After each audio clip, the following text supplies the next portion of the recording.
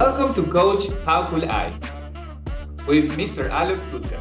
With 30 years of leading and coaching in the corporate world, Aalok leverages his extensive HR and business experience in order to solve business problems with people's solutions.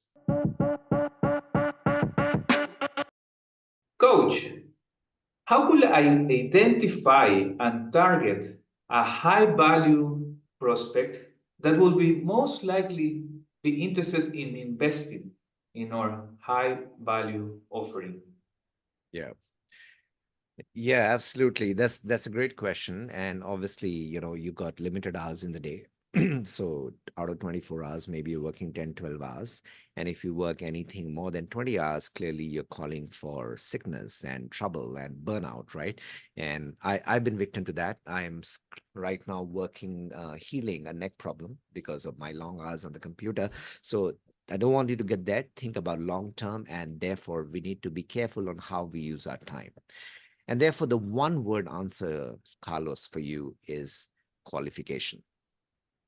You need to qualify your customers in terms of who you want to invest your time in prospecting, in targeting, in acquiring. And that qualification, nobody can do it for you except you. Yes, you can take the help of a coach to define, but unless I don't know your business, it's very difficult to qualify. So I'll give you an example of how McKinsey qualifies a customer. So when I train people from McKinsey, the first thing I teach them is then don't waste your time with people who are not your qualified customers. In fact, don't even give your business card to that person.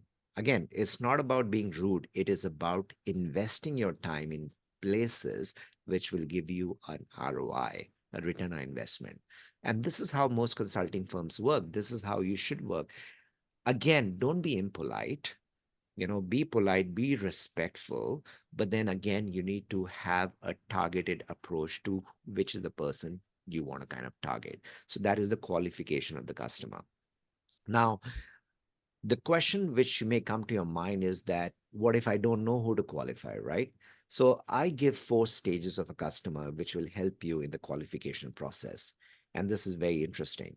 So the first stage of that customer, I call them suspects. Now, you don't know whether they are your targeted or qualified customer, they are your suspects. So you've got to be keep a database of, let's say, 100 people in your suspect list. Now, the moment you discover that they can pay you, they may buy your product, you enter them in your prospect list. And that is, a prospect is a qualified customer. Suspect is just a database, right? Once that prospect is qualified, now you start investing time in pushing or pulling towards them. And let's say they kind of give you a meeting, you start talking, and then the real evidence of a customer getting interested in your product is when they become an advocate, when they start asking questions.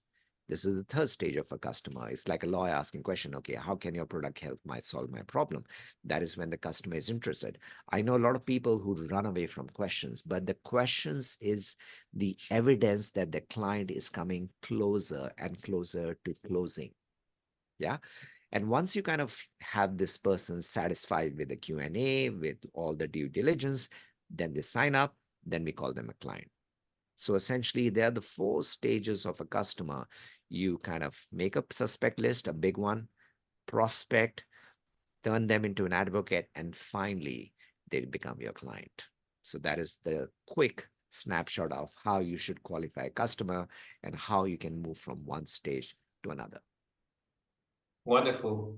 You see, there was a time when I would just put everyone into my list Yes. and wait, spend much time needed in the wrong person. Yes. Thank And you, that coach. is okay. So when you put people in your list, that's the suspect list, right? Yeah, But then slowly you need to pull out people who are the real prospect. So I'm just saying there is a list, which is a suspect list, and then you make a prospect list because not everyone can be a qualified customer. wonderful. And how often would you expand that suspects list, if I may say? What are the numbers that we should be If you targeting if at least? if you're struggling for sales, Yeah. every day. Every day. Yeah. So this list is not a list you make one day and forget about it. It is Yeah. something you massage every day. And that massage may be like adding one name or moving one name. It is something you're working on. In the morning when you come in, this is like your to-do list. You're looking at what areas, which customer you're going to target.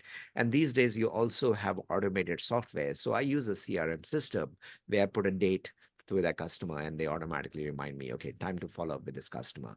So short answer, Carlos, if you're a salesperson, you got to focus on this list every day. And again, Wonderful. I'm not saying suspect list, all the full list. All the focus. Yeah. Wonderful. Thank you, coach.